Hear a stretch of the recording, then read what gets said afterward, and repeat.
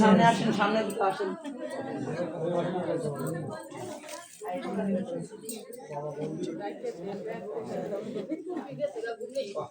তাহলে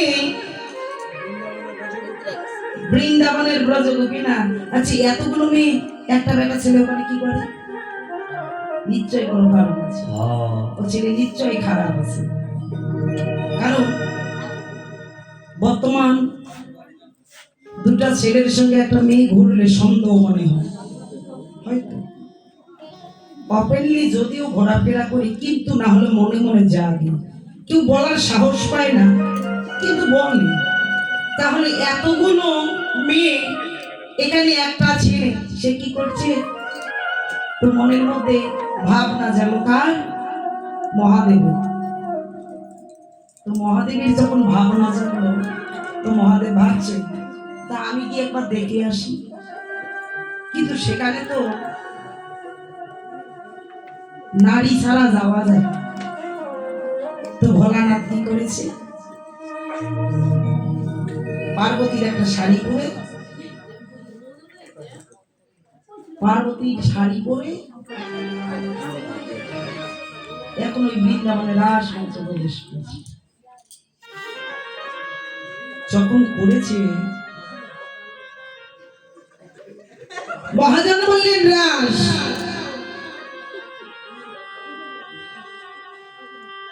বৈষ্ণরায় 11 দন্ত সারাস, সেখানে হয় লীলা।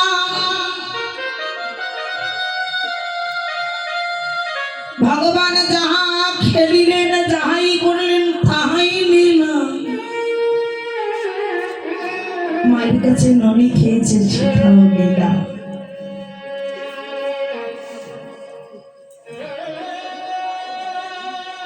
মাঠে ঘাটে ধেনু চড়িয়েছে, সেটাও লীলা। যাহা করেছে সেটাই লীলা। তাহলে রাস কাকে বলে?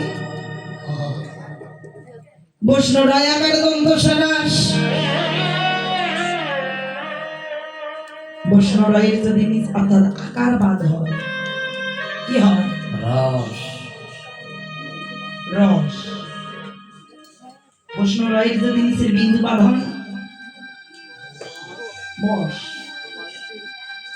রাসে আছে অনেক রস। রাসে কিন্তু প্রচুর রস আছে। যারা হৃদয়ের সঙ্গে করিতে পারে বস, তারাই বোঝে রাস। যিনি রসকে বশ করতে পারে না, তাদের ভয় আকার দন্তস্ব।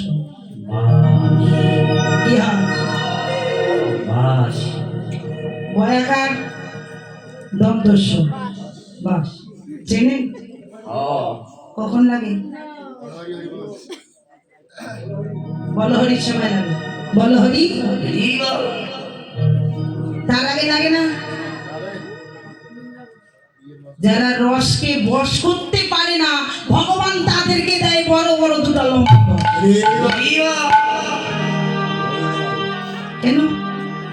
ভগবান বললেন যে আমারে চাই, আমি তারে চাই। যে না চায়, আমি তাকে না চাই। না চাই, না চাই অর্থ দুইটা, একটা না চাওয়া আর একটা নৃত্য করা। না চাওয়া তো কিন্তু দুটা, না চাই তার মানে একটা নৃত্য দেওয়া নাচ, আর একটা হলো না চাওয়া নাচ। তাহলে না চাওয়া তাকে দেখো, যিনি রসকে বশ করতে পারে না, ভগবান বলছে তাকে আমি না চাই, মানে নৃত্য বাড়ায় যাবেন। আচ্ছা দেখুন তো, আমরা জগতে যারা বাহু তুলে তুলে নাচি, তারাই কি নৃত্য দেয়? জগতের বুকে কত রকম নাচ দিচ্ছি, কত রকমের নাচ দিচ্ছি, দিচ্ছি না গো? না চাই। ভগবান বললেন না চাই। কত রকমের নাচ নাচিতেছি, এখানে ছুটছি ওখানে ছুটছি, এটা যাচ্ছি কিন্তু পাচ্ছি না। কি কত নাচ, এখানে দৌড়াচ্ছি ওখানে ছুটছি ওখানে ছুটছি ওখানে ছুটছি। ভগবান বলেন যে চায় না তাকে না চায়, নাচাইতে আছে নাচাইতে আছে। তাহলে রাসে রস আছে, কিন্তু রাসে আর সেই দিন রস হলো না। কেন? সেখানে পুরুষ এসেছে, রাসে যেটা রস সেদিন আর রস নেই, শুকনো হয়ে গেছে। ললিতা চালাক মানুষ, এখন তাকিয়ে দেখছে রস না আসার কারণটা কি।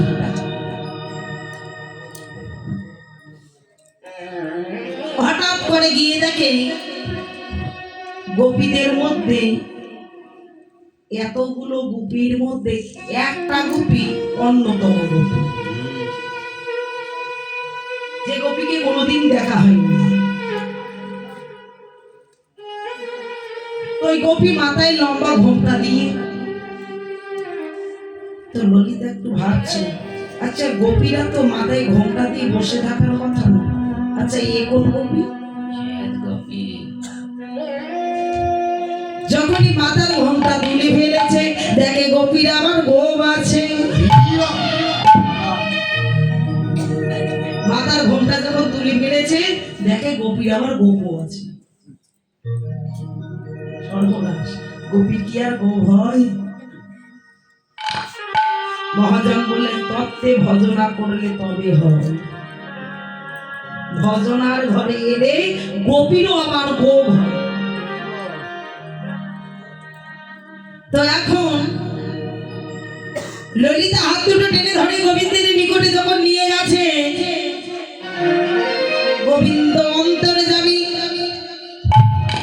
ললিতাকে বলছে, ললিতা রে, ইস তুমি এখন গোপী এলে নিয়ে এলে।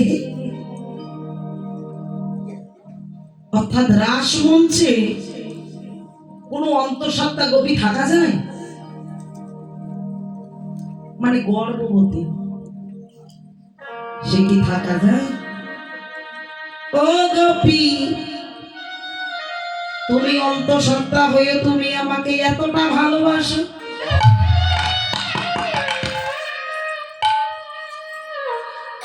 আমি আশীর্বাদ করি না মা গোপী হে, তোমার গর্ভে সন্তান যেন চিরসুখী।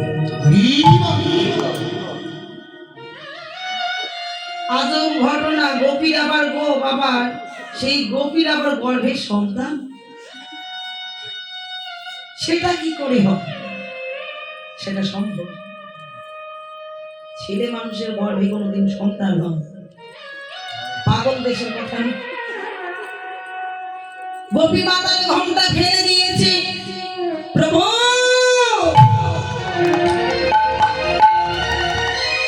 তুমি কেমন আশীর্বাদ দিলে? জগতের সংসারে কলঙ্ক হবে,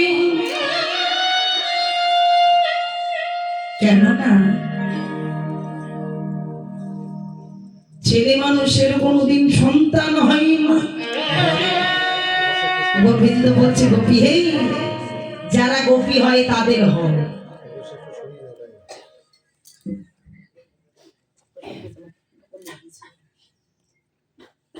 যারা গোপী হয়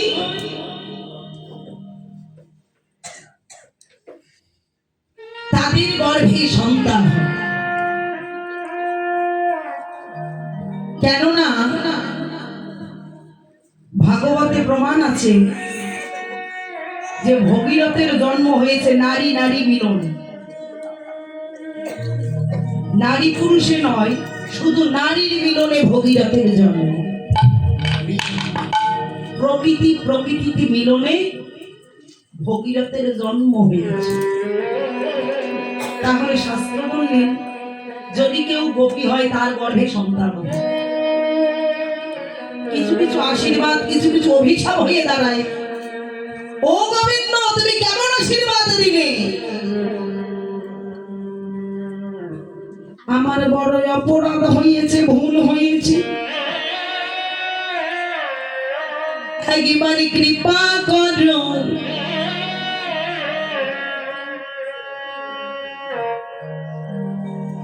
অন্তর্যামী গোবিন্দ আমার বললেন, গোপী তোমার লজ্জা হচ্ছে? বেশ, সন্তান চাও না? বলি না, আমি এই সন্তান চাই। তাহলে একটা উপায় বলো। কি উপায়? যে আগামীকাল সকালবেলা তুমি যাকে দেখবে, তুমি তার কাছে গিয়ে আলিঙ্গন করো, দেখবে এই সন্তান তার কাছে যাবে। সকালবেলা ঘুম থেকে উঠে মহাদেব, তার মনে একটাই ভাবনা, এই পাপটা লুকাবো কোথায়? পাপ না, এটা পাপ, ছেলে মানুষের সন্তান, এটা তো পাপ। মনে মনে ভাবছে এটা পাপ হচ্ছে, কোথায় লুকাবো? ঘুম থেকে উঠে দেখে ব্রহ্মদেব আসতেছে, তুই ব্রহ্মদেবকে যখন জড়িয়ে ধরেছে, দেখে জগৎ সংসার আপন জনে কিন্তু ক্ষতি করে, অন্য লোকে করে না। যারা আপন জন এরাই বড় ক্ষতি। আচ্ছা, ব্রহ্মা আর মহাদেব এরা পরস্পর না? সকালবেলা আর কাউকে পেল না, ব্রহ্মাকে পেয়েছে, ব্রহ্মাকে আলিঙ্গন করে ফেলেছে। যখন করেছে, সন্তান তার কাছে চলে গেছে। এখন মহাদেব এমনি ভাবে ছুটে দৌড়াচ্ছে কোথায়? ওই শ্মশানে। শ্মশানে এত দৌড় দিয়েছে, বৃন্দাবনেও নাই, আর কৈলাসেও নাই। মহাদেব কৈলাসেও নাই, বৃন্দাবনেও নাই। কোথায়? চুপচাপ গিয়ে শ্মশানে বসে। যখন শ্মশানে বসে, এদিকে ব্রহ্মা জন্ম দিলেন। কেন? সৃষ্টিকর্তা ব্রহ্মা, ও তো সৃষ্টি করবে, ও শুধু জন্মই দেবে। ব্রহ্মদেব জন্ম দিলেন। জন্ম হলো দেবর্ষি নারদের। জন্মের পরে জিজ্ঞাসা করছে, ও বাবা, আমার মা কোথায় গো? জিজ্ঞাসা করে না? বাবা থাকলে তো মার কথা জিজ্ঞাসা করে, আমার মা কোথায়? মা থাকলে বাবার কথা জিজ্ঞাসা করে, আমার বাবা কোথায়? জিজ্ঞাসা তো করবে সন্তান। তো জিজ্ঞাসা করছে, মামা আমার মা কোথায়? ওই যে ব্রহ্মদেব নারদ কি বলছে? ওই যে ওই যে শ্মশানে বসে আছে নারদ। আচ্ছা, যে সন্তান মায়ের আদর ভালোবাসা পায়নি, ও পাগল হবে না? মা,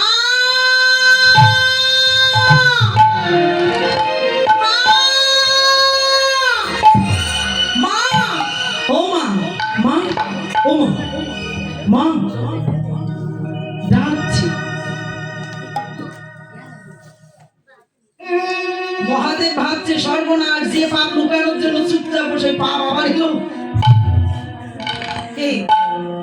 পাপের কথা কিন্তু বাপেও বলে, পাপ কোনোদিন লুকানো যায় না, জান না? এই তুই কে রে? আমি নারদ। তো তুই মা বলছিস কাকে? কেন? আমার পিতা ব্রহ্মদেব, সে বললো আমার মা নাকি শ্মশানে বসে থাকে। এখানে তো তুমি ছাড়া কেউ নেই, তাহলে তুমি আমার মা।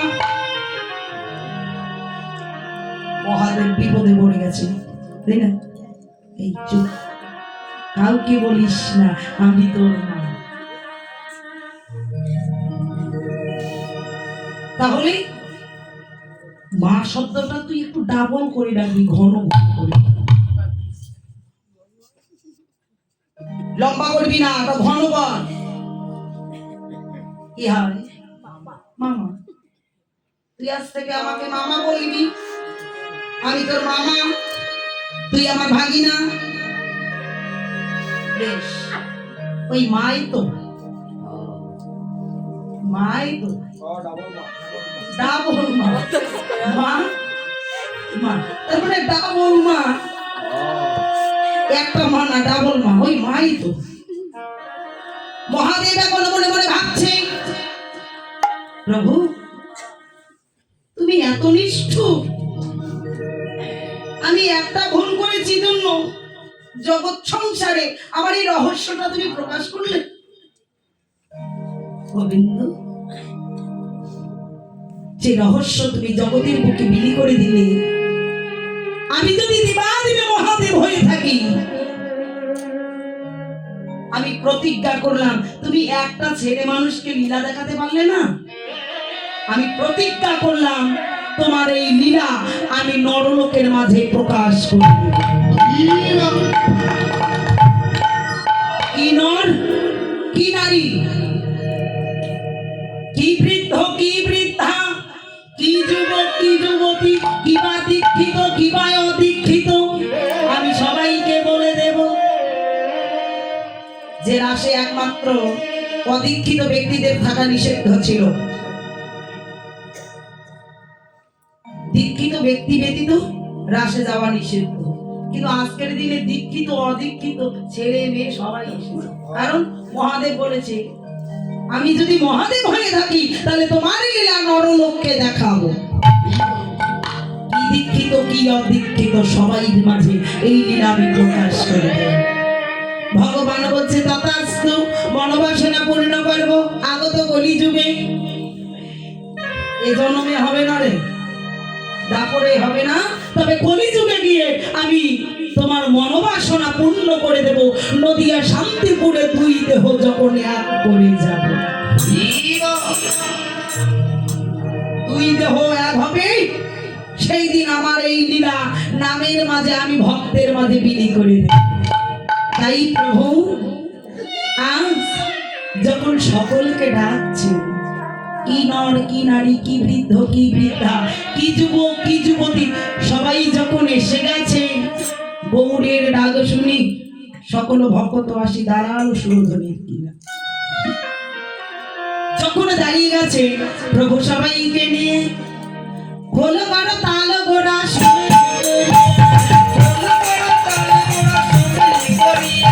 হলো বড় তাল গোড়া শুনে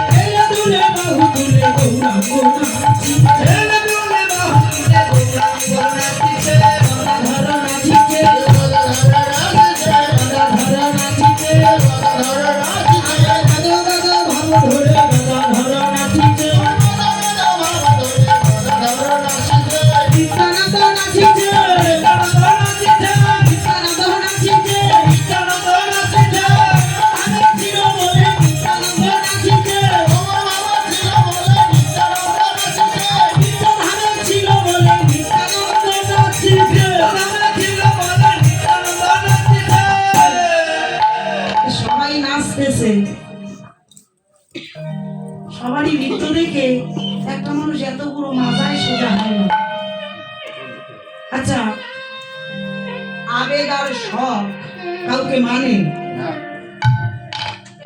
মনের আবেগ আর শখ কি মানে এই যে ছেলে মেয়েরা নৃত্য করতেছে এই নৃত্য দেখে একটা বুড়ো মানুষ ওই বুড়ো মানুষটা এখন মাজা সোজা করে দাঁড়িয়ে এখন নৃত্য করতেছে এই বুড়ো মানুষটা আমার দ্বৈত নাচিছে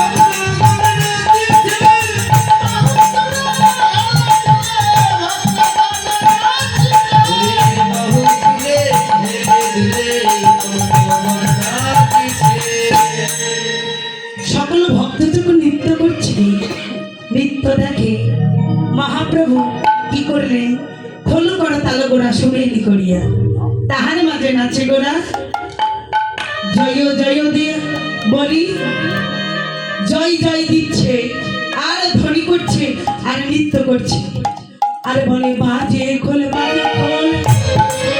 এই, মাথাটা খারাপ হয়েছে নাকি আপনার? দিদি চললাম। রাত গভীর হয়েছে, মাথাটা খারাপ হয়েছে নাকি? কি বলে? এই বস। কেন 5,000 টাকা দিয়ে এক সপ্তাহ হয় না, এই খোলটা দিদি ভাইরা, আর বলছে আমরা বাজে এতক্ষণ খোল। ধরে কতক্ষণ বাজনা বাজাচ্ছিলাম না, আপনাদের ভালো লাগছে না?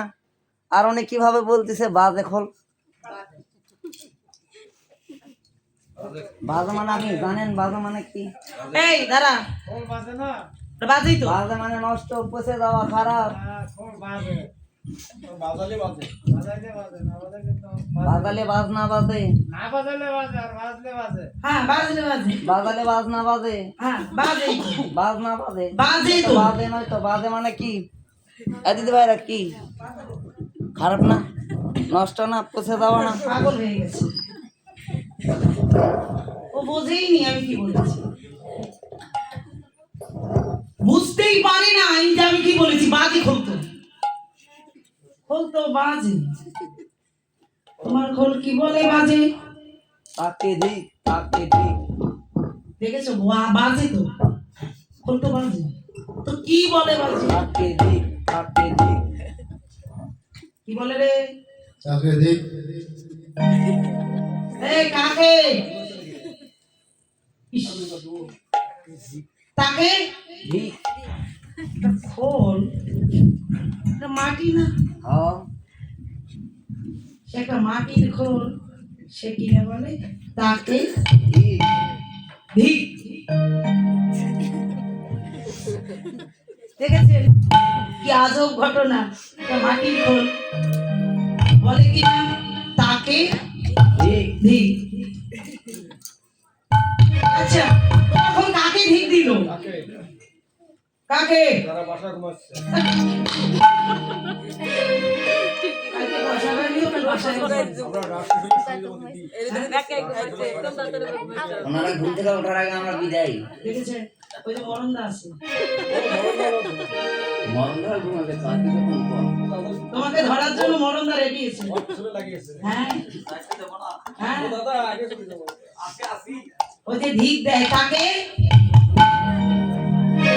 ধিক কাকে, যারা ঘুমাচ্ছে তাকে না, যারা বাসায় বসে বসে ঘুমাচ্ছে তাকে না, তাহলে কাকে ধিক দেয়? যারা বদলে কোনোদিন হরি বলে ডাকে নাই রে,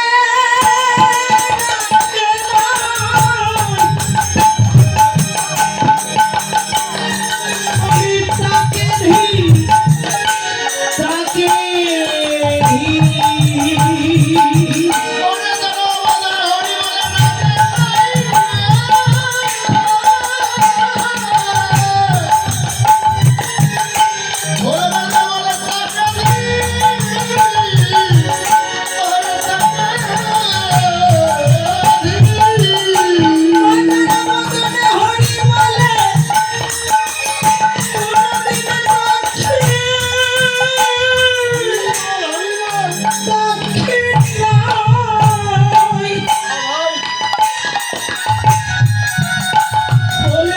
তাকে ধিক, তাকে ধিক।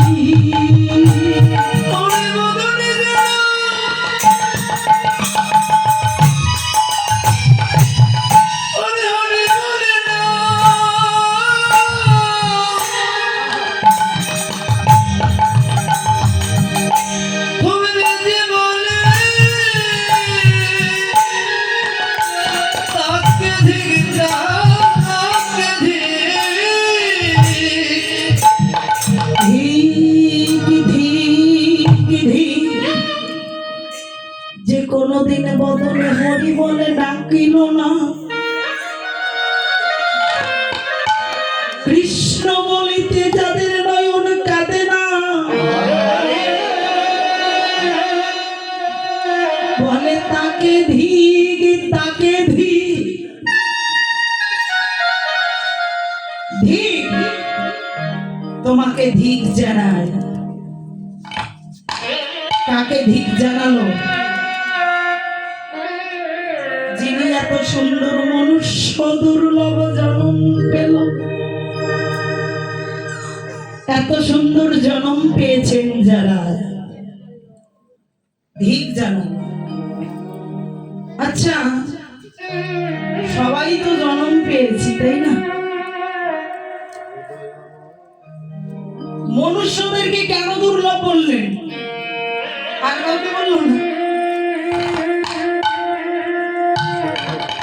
কারণ ভেবে দেখুন, আমাদেরকে বলছে কারণটা কি? আমরা খাবার খাই, পশু পাখিগুলো খায়, তাই না? আমরা ঘুমাই, তারাও ঘুমায়। আমরা সন্তান জন্ম দিচ্ছি, তারাও জন্ম দেয়, দেয় না? পাখিগুলো জন্ম দেয় না?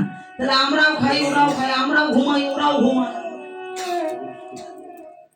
যে যেরকম ভাবে আয় রোজগার করতে পারি, সে সেরকম ভাবে সকালবেলা চলে যায়, তাই না? তাই তো, যার যেরকম সামর্থ্য অনুযায়ী সংসার প্রতিপালনের জন্য, অর্থ সঞ্চয়ের জন্য চলে যায় সকালবেলা। পশু পাখিগুলো যায় না? ঘুম থেকে উঠে সন্তানের জন্য, আহার সংগ্রহের জন্য তারা ছুটে যায়।